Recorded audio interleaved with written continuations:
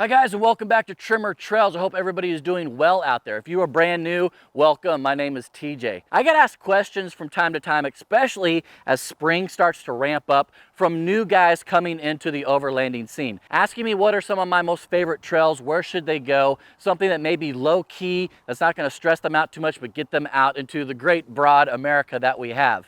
And that's what today's video is going to be all about. Today I want to do my top 5 overlanding trails for beginners. Now for you guys that have a modified vehicle or a lot of seat time, don't stress, because still to this day, some of my most favorite trails are on this list. Anybody can do this list, but this is going to be geared more towards the guys that want to get out there and experience what overlanding is all about. With that being said, let's jump into the list. Here's number 5.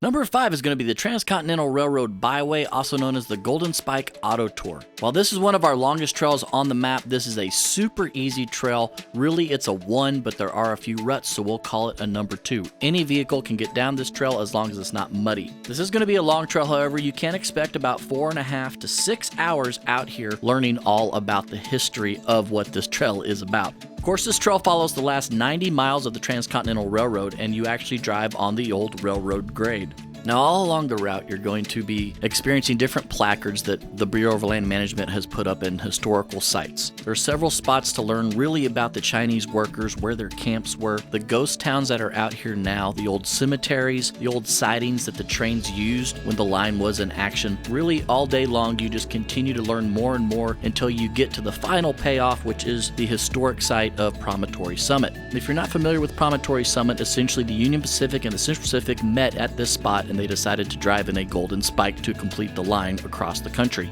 The best way to travel this route is going to be from west to east. That way, as you're driving towards Promontory Summit, you're getting all of the history and learning about it, and then the payoff is going to the historic site. The cool thing about the historic site is they have replica trains that run all throughout the year, which is really cool to see up and personal as you've been driving the railroad grade all day. There are movies you can watch inside of the auditorium. They have more artifacts, more history, pictures of all the guys that helped build this thing. It's really just a full day of learning, and if you're a big history nerd like I am, you're absolutely gonna love this trail.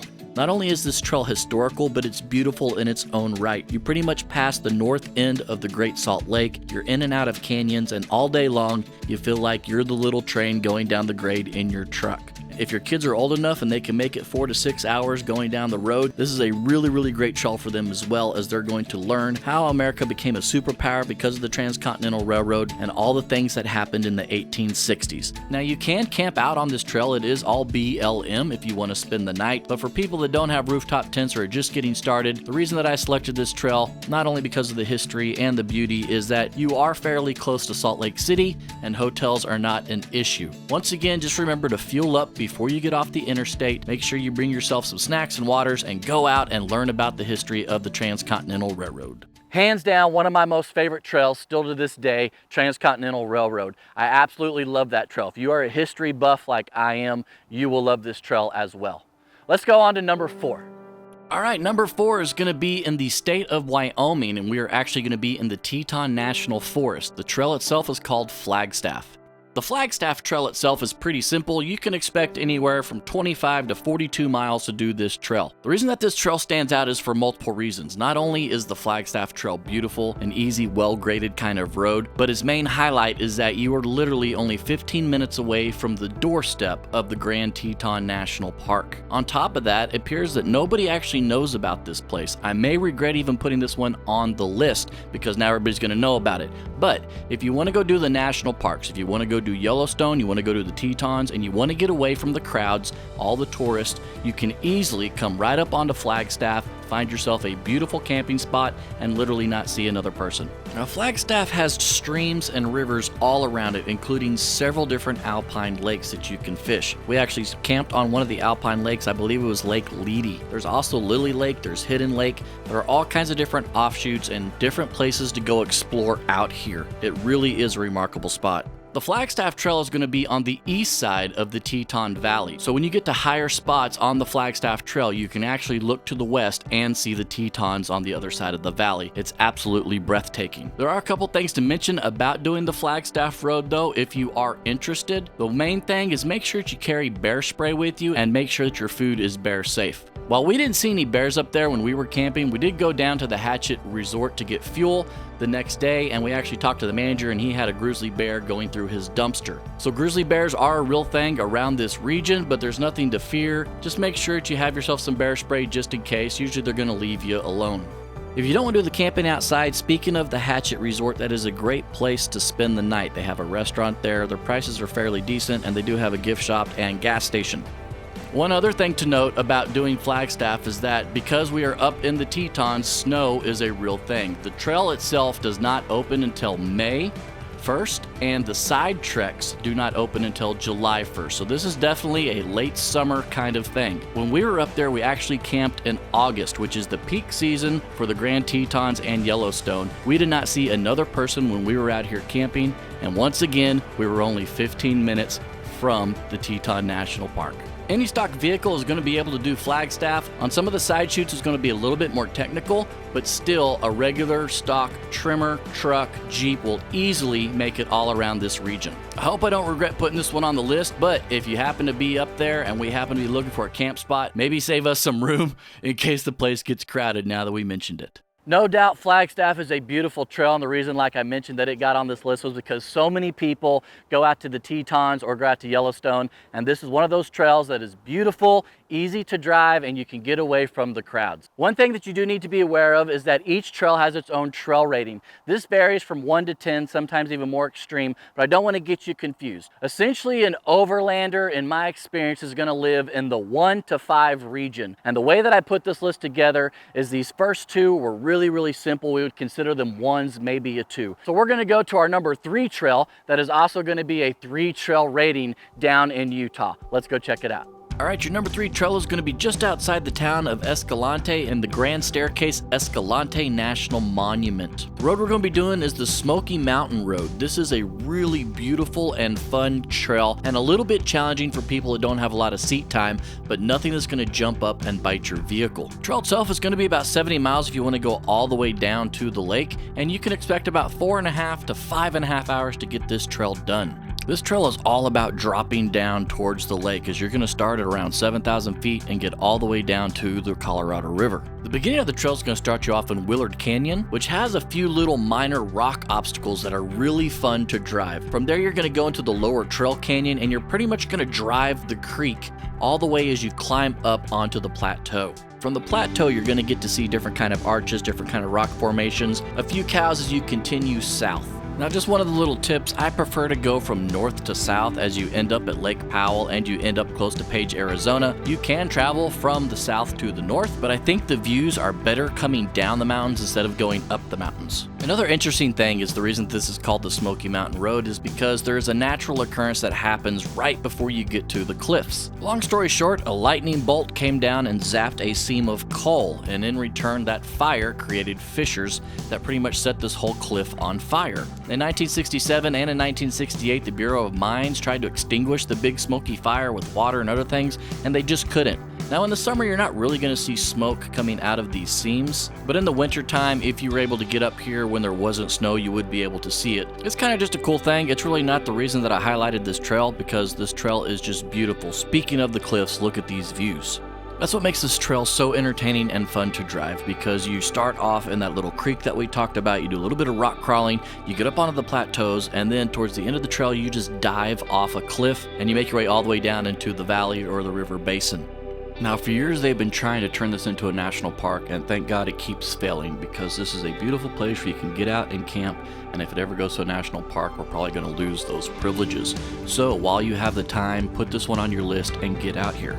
One other thing to note is that do not attempt this trail if it is wet or if there is snow up top. Remember, we're starting at 6,000, 7,000 feet. However, once you get down the mountain, if you're traveling from north to south, you have several different options that open up to you. You can either go into Big Water and get a hotel room if you're not doing the camping. If you are doing the camping, you can make your way all the way to Lake Powell and sleep on the side of the beach like what we did. Or if you want to get even to further civilization, you can make your way into Page, Arizona, as we are now completely on the border border of Utah and Arizona. Also, a side note is from here you're going to have to pass over the Glen Canyon Dam, and so if you're interested in dams or checking out what the Colorado River looked like before the dam, you can look on the other side. All in all though, guys, this is a beautiful trail. There is so much to see out here, and this is one of those trails that continues to give you the views no matter what direction you look or what time of the day it is. I love that whole region. Get out to that trail before that whole place becomes a national park, guys. It is well worth it. Moving on to number 2. Number 2 is kind of a hidden trail out away from pretty much everything else, and that's why I love it so much. On this list, I really tried hard not to do the typical trails that you see out on YouTube, and this trail is no exception. This trail is out in the middle of nowhere next to Kingman, Arizona, and it is still one of my most favorite trails. We're going to be stepping up slightly as far as skill goes, but anybody that probably just has a few hours of seat time, you're going to be able to do this just fine. This is a shelf road the whole way, so if you're scared of heights, don't do this one. Look away. Here we go. The number 2 trail is going to be in the Hualapai Mountains, just outside of Kingman, Arizona. We're going to be doing the Hualapai Mountain Trail, also known as the Flag Mine Trail. This is a beautiful trail that you can do in the summer to get away from the Arizona heat. The trail itself is going to be 33 miles long. You're going to have an elevation gain of over 7,000 feet, and it's going to take you about 3 hours to 4 hours to get this one done. The beauty of this trail is it takes you up and over the Hualapai Mountains. Really, the first stop of the day if you're traveling from west to east is going to be the Boreana Mine. The Boreana Mine was a pretty historical mine for us for World War II. It was a tungsten mine. They also produced copper and gold there. The mine burned down, I believe, in 1957, and they let it go after that. But this is still a great spot to stop, stretch the legs, check out the mine a little bit before you start really climbing up in elevation. Leaving the mine behind, like I said, you're going to start climbing up a pretty steep shelf road, and you're pretty much going to ride a saddle for the rest of the day as you kind of hop and skip over the mountaintops. No doubt, ample viewing, 360 viewing, just an incredible trail that just continues to give and give and give. One little tip, however, is make sure that you do carry a chainsaw with you. It doesn't have to be a big one, just a small one, or if you have a winch, you'd probably be okay. The reason for that is that when we actually did the trail,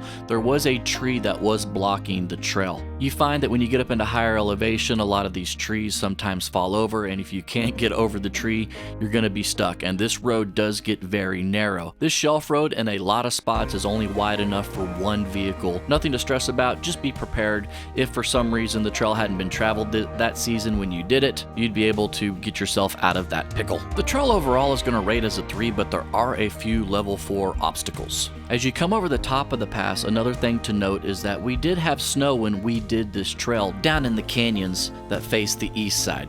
So this is going to be a late summer trail, maybe a regular summer trail, but do not attempt this trail if it is wet up there or if you still see snow, as it's probably going to be a bad time when you're coming back down the pass. Ample places to camp out here, all kinds of different little nooks and crannies. You can camp up in the trees, you can camp down in the desert. It really is just a gem of a trail. I would consider this trail kind of a stopover trail, if you will. If you're heading towards California, maybe Enzo Borrego or something like that, or the Mojave Desert, you could do this trail because it is right off Interstate 40. Or if you're going the other direction and say you're going towards the Grand Canyon or Sedona, Arizona, you could do it from the west to the east. Really, this is a trail that if you need to sleep for a day and you're one of those people that use your camper instead of hotels, this is a great option. And just for normal people that don't camp, you're right next to Kingman, so there are hotels available. Definitely, if you're passing through this region, put this one on your list, guys. This is still hands down one of my most favorite trails of all time, and it really wasn't super technical. As long as you're comfortable with driving shelf roads, you're going to be fine, and just take heed, like I said, depending on the time of year, you could have snow to contend with. Truth be to God, that is still one of my most favorite trails. I absolutely love it over there. Side note, if you want to go do the Grand Canyon, you're only about 2.5 to 3 hours away from that, and there are several hotels once you get off that trail that you can go stay at and move on if you're not sleeping in a rooftop tent. I had to think really long and hard about what I wanted to make number 1, and the reason that I picked this as number 1 is because it seems like There's always a pilgrimage as a brand new off-roader or overlander, and the first spot you go to is Moab. But even though we're in Moab, this is still a neglected trail and not a lot of people are on it. Still to this day, if I go to Moab, I always do this trail because it's one of the most scenic, beautiful trails that you can do. We are gonna step it up a level though. We're gonna go to a level 4. All that means is that your stock Jeep, of course your stock Tremor, your F-150 is gonna get through this trail no problems. All right, I'm done talking. Here's the number 1 trail. The number 1 trail is going to be Hidden Canyon. Not only that, but this is going to be a twofer because you have to take Onion Creek to get to Hidden Canyon.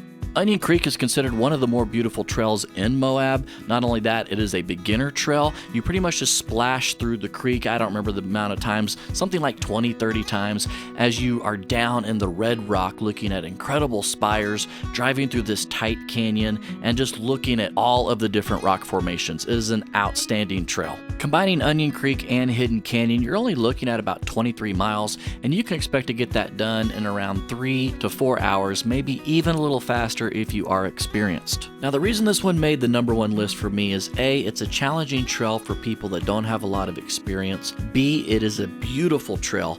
And C, the payoff at the end is worth the experience. Now, another trail that's out in this region is Top of the World, and Top of the World is a little bit more complicated. I would not recommend that for a beginner. Definitely have to be modified to do it. But the payoff of Top of the World is you get to a cliff edge and everybody takes a picture. In my humble opinion, the cliff view on Hidden Canyon is just as good, if not a little bit better, than Top of the World. And what makes that so cool is that for people that don't have a lot of experience or a highly modified vehicle, they can go get that shot too. Once you get to the top of Hidden Canyon and you're looking back down that valley, you can see all the way back down onto Onion Creek and everything that you've driven. It is absolutely an outstanding and incredible view. We spent probably 30 minutes up there just sitting and taking it all in. Now, obviously you can take this trail any time of the day, but I would recommend taking this trail closer to sunset as you can get that westerly picture with the sun setting down into the valley. There are going to be some massive ruts that you do have to contend with when you're coming up and down the shelf road.